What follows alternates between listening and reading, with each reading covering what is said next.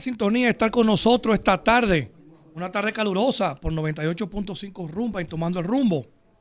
Ustedes saben que este programa, como lo dice bien en su jingle, que dice para comentar la actualidad y de tanto de la República Dominicana como del mundo, hay un hecho que este fin de semana pues ha marcado la situación sociopolítica de la región, algo que no podemos dejar de pasar por alto en este programa. Y como es costumbre, cuando nosotros queremos pues analizar a profundidad estos temas internacionales, nosotros tenemos un colaborador de lujo, FM. El licenciado Rolkin Lorenzo, que nos acompaña esta tarde. Bienvenido, Rolkin, ¿cómo estás? Muy bien, Víctor, muchas gracias a ti, a Freddy, a todo el equipo. Y Yané, donde quiera que se encuentre. Claro, y Yané, y saludo a los amigos Radio Escucha. Rolkin, mira, hay algo que nosotros pues vimos que no fue una sorpresa, porque ya en la víspera todos los pronósticos decían que los resultados iban a ser abrumadores, y realmente lo fueron. Los resultados políticos de las elecciones generales que hubo este fin de semana en la hermana República del Salvador. Allí, pues, un proceso electoral de lo que están acostumbrados en ese país, porque déjenme decirle que la democracia salvadoreña, a diferencia de otras democracias de Centroamérica, es una democracia que se ejerce. Allá la gente vota, allá la gente reclama. De hecho, ha habido varios presidentes en los últimos años que han sido castigados con el voto popular. Es un país que estaba inclusive prohibida la reelección.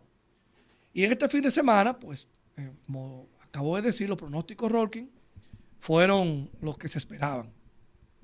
Un candidato presidencial en la reelección que logró en la víspera que el Supremo Judicial allá permitiera que el presidente Nayib Bukele pues aspirara a un segundo periodo, el cual estaba prohibido allá en esa hermana República del Salvador.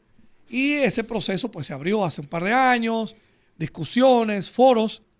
Parece que los resultados de su política en la gestión pública, pues así lo entendieron los supremos, jueces de la Suprema Corte de allá, y pues modificaron, permitieron que él fuera candidato, pero los resultados fueron sorprendentes, porque nunca en la historia política de la región, que yo recuerde, tú eres el experto, sobre el 80%, y tengo entendido que de 60 diputados, porque allá solamente hay un solo congreso, ganó 58. ¿Qué pasa, Rolkin, allí en El Salvador? ¿Qué pasó? Bueno, Víctor, yo creo que tú has señalado dos elementos que son fundamentales para poder entender en su justa dimensión el contundente y arrollador resultado de las elecciones de ayer en El Salvador. ¿Y cuáles son esos dos elementos o esas dos circunstancias que son fundamentales para comprender el proceso electoral? Primero, el resultado de la gestión del presidente Bukele en los últimos 5 años. Y en segundo lugar, el contexto legal que habilita al presidente a optar por una repostulación presidencial. El primer elemento, el relativo a los resultados de la gestión, sin lugar a dudas, gira en torno al publicitado y aparentemente sólido éxito que ha tenido el presidente Bukele en la lucha contra la criminalidad organizada, específicamente contra las pandillas. Desde 2019, cuando el presidente asumió la presidencia, a la fecha, El Salvador ha dejado de encabezar la para nada envidiable lista de países más violentos del mundo. Por ejemplo, en el año 2014 el país tenía 107 homicidios por cada 100.000 habitantes.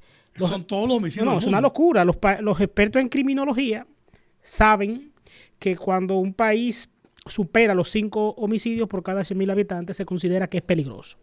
Bien, sin lugar a dudas, las tasas, las estadísticas que publicita el gobierno salvadoreño y por lo visto también la sensación que tiene el visitante extranjero cuando va allí, parece la razón al hecho de que se ha reducido la criminalidad específicamente la que emana del crimen organizado. El otro elemento que hay que ponderar es el relativo a la legalidad, al fundamento jurídico que le permitió al presidente Bukele repostularse. Como tú bien señalas, es la primera vez que en El Salvador se da una repostulación presidencial. La Constitución de El Salvador, vigente desde 1983, prohíbe la reelección presidencial. Y ustedes se sorprenderán cuando yo utilizo el término en presente, el verbo prohíbe, ¿no? Digo prohíbe por lo siguiente, porque no se hizo en sí una modificación constitucional para permitir al presidente repostularse. Lo que se hizo fue que a través de un recurso de un tecnicismo legal, sí, correcto. Exacto, interpuesto ante la Corte Suprema de Justicia, específicamente ante la Sala Constitucional del Tribunal Supremo de Justicia de El Salvador interpretó que esa disposición constitucional que desde 1983 prohíbe la reelección viola el derecho al sufragio en el sentido pasivo del presidente, es decir, el derecho a ser elegible, y que por lo tanto la interpretación de ese artículo debía de ser favorable en favor del presidente en ejercicio. Sin embargo, Rolkin, yo había escuchado en este proceso de que eso se había intentado previamente por las mismas vías legales, pero que los mismos jueces del Supremo, en otras condiciones, obviamente no son los mismos jueces, sino porque eso viene de muchos años atrás, o sea, de más de 40 años, claro, pues los rechazaban.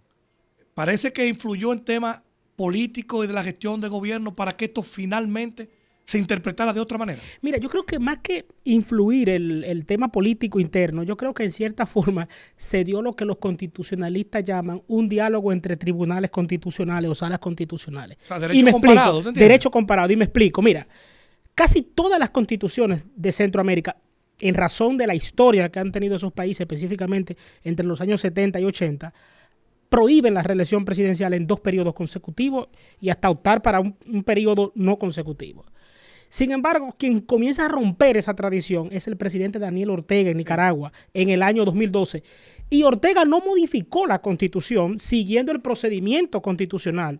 Los abogados que saben de derecho constitucional conocen y saben que una de las máximas en el derecho constitucional es que las constituciones, en razón de ser la norma suprema, ellas mismas establecen su procedimiento de reforma, que en ningún caso puede ser a través de una sentencia, ni siquiera del Tribunal Supremo, sino a través de un procedimiento, del mismo mecanismo que ella indica. De un procedimiento rígido a través de una Asamblea Nacional Revisora o de una Asamblea Nacional Constituyente.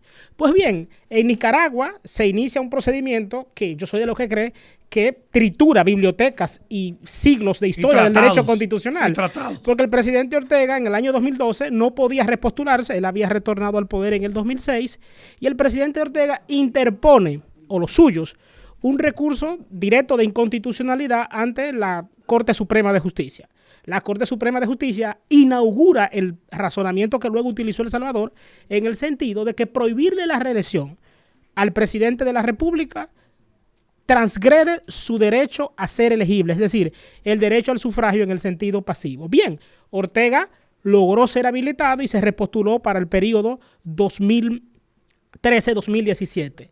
Sin embargo, ya en el 2016, cuando intenta repostularse nuevamente, no puede, porque la Corte solo lo habilitó para un segundo periodo. Y es ahí entonces cuando él decide ya apelar al procedimiento constitucional de reforma, pero estableció lo que se conoce como la famosa reelección presidencial indefinida, que la tuvimos acá hasta 1966 y fue lo que le permitió a Balaguer repostularse. 96. La tuvimos hasta 1994, desde el 66 hasta el 94, y le permitió a Balaguer repostularse. El modelo de Ortega luego es replicado en Honduras con Juan Orlando Hernández. Miren cómo terminó Juan Orlando Hernández, miren cómo está Nicaragua, y ahora también es emulado por el presidente de El Salvador. Bukele logra un 83% del electorado. Le repartió en 17 o se repartió en 17 la oposición, entre ellos el FMLN, Arena. Los que más cerca quedaron de Bukele fueron con un 6%. ¿Tú crees que si Bukele no se reelige en el próximo proceso electoral, puede endosarle al que venga con él, al del partido de él, ese 83% o más? Porque si un presidente tiene un 83% en sus manos, se supone que el que le levante la mano por lo menos va a sacar un 60%. ¿O no hay otro mecanismo para que Bukele se pueda reelegir? ¿Tú crees que Bukele se reelija? Mira, bueno, primero... Con ese 83 tiene que reelegirse. Yo me reelegiría, yo la rompiera la Constitución y siguiera. Bueno, mira, vamos a ver. Yo creo que... Pero para lo otro, ya él no puede reelegirse para lo otro, pero tiene un 83% en los bolsillos. Sí, pero hay que tener en cuenta algo, 2 factores. Primero, siempre se dice que el segundo periodo es el segundo periodo del desgaste. Otros dicen que es el segundo periodo de la locura. Pero hay también quienes sostienen que muchas veces cuando un líder, o más aún cuando es un líder con tendencia al populismo, logra una reelección saltándose el procedimiento de reforma constitucional, luego ya para una tercera repostulación se salta el orden constitucional. Mira, hay que ver, pero sin embargo los presidentes que hay en América Latina le pueden dar la razón a él para intentar repostularse por segunda ocasión. Tiene un 83% en los bolsillos. Para una tercera elección. Mira, hay que ver, porque mira, en el año 1990 sabemos lo que pasó en Perú, guardando la distancia. Fujimori encuentra un país parecido a como lo encontró Bukele. En Perú, en el año 1990, Sendero Luminoso estaba a punto, en cualquier momento, hasta de tomarse el poder. Atentados terroristas, y ni hablar de la hiperinflación que el país estaba sufriendo. Fujimori toma medidas drásticas, algunas de las cuales rayaron en ser acciones antidemocráticas, como fue la disolución del Congreso, etcétera. Pero en ese primer periodo de 5 años, 90-95, logró revertir la hiperinflación, recuperó el crédito internacional de la nación y, no menos importante, destruyó la guerrilla de Sendero Luminoso y del MRTA. Eso le dio una popularidad tal a Fujimori que modifica la Constitución en el 95 y se reelige. Fujimori en el año 2000 no podía aspirar a un segundo periodo, pero contra viento y marea logra imponer su candidatura con el famoso movimiento Perú 2000, y ese fue su mayor error. Pudo haber Fujimori en ese momento haberle endosado su popularidad a otro candidato. Sin embargo, él es, como lo creo que es Bukele, un líder populista. Son personas cuyo movimiento no están apoyados en sí en partidos políticos como tales, como lo conocemos nosotros, como son definidos los partidos en las constituciones, sino más bien en movimientos personales, en estructura. Entonces, difícilmente creo que tengan la visión, aún y conozcan la historia, porque creo que no es un tonto, de endosarle su liderazgo a otro. Por ejemplo, ¿quién lo hizo? El presidente Uribe.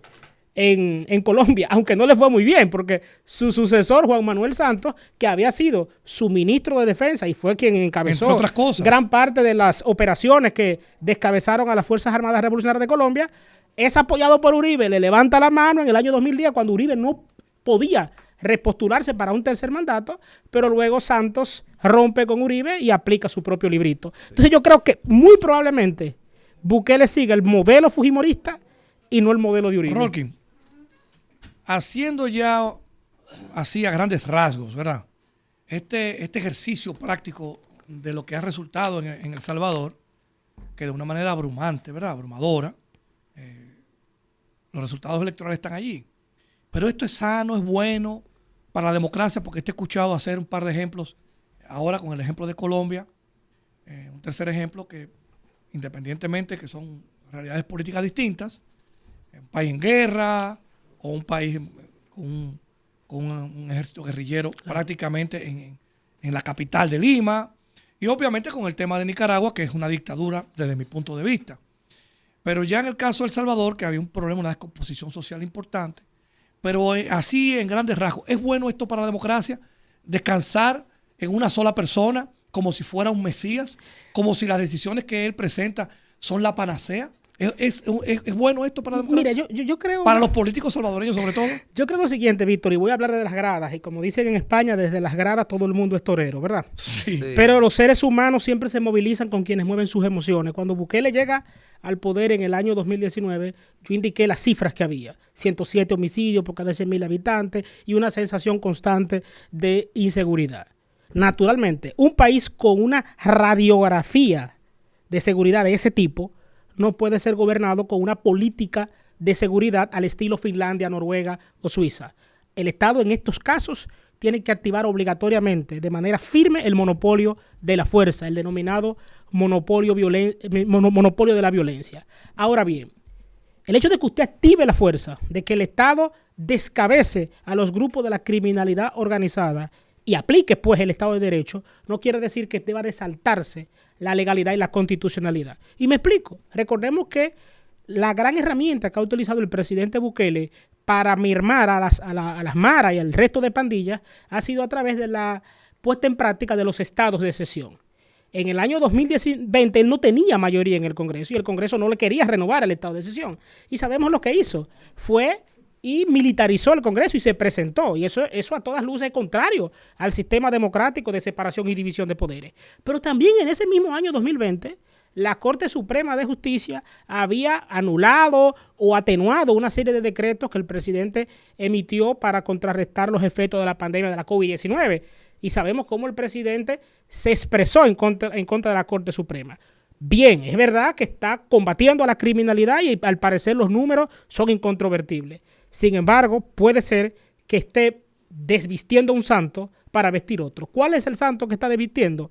El sistema democrático, el de equilibrio de poderes, y está vistiendo el otro, el del Estado leviatán, el Estado poderoso, el Estado represor contra la criminalidad organizada. Eso es insostenible en el tiempo. Yo espero que en este segundo periodo él no cometa el error de Fujimori. Fujimori pudo en el segundo periodo haber institucionalizado el país, haber hecho que los logros que, por ejemplo, como lo está teniendo Bukele, Fujimori pudo haberlo consolidado a través de reformas institucionales que implicaran que una vez él saliera del poder, su política de seguridad pudiera ser mantenida por terceros. Pero ahora mismo lo que uno ve en El Salvador es una especie de gobierno que gira en torno a unas personas, y eso es peligroso. No tanto porque concentre poder y pueda derivar en un régimen totalitario, no tanto por eso, sino por tanto por sí, eso. pero sobre todo eso es peligroso. Porque el modelo puede ser luego replicado en otros países. Yo lo comparo mucho con Fujimori, porque creo que a veces los hechos políticos se repiten en el tiempo y en distintos contextos. Cuando Fujimori disolvió el Congreso en el año 92, esa medida quiso ser replicada por otro gobernante. Sí. Por ejemplo, recordémonos del presidente guatemalteco Jorge Serrano Elías. Intentó un golpe para disolver el Congreso, la Corte Suprema. Lo que pasa es que el ejército lo derrocó a él. Entonces, el modelo Bukele, naturalmente para mí, es peligroso porque vuelve y trae a colación el pésimo fenómeno del caudillismo en América Latina.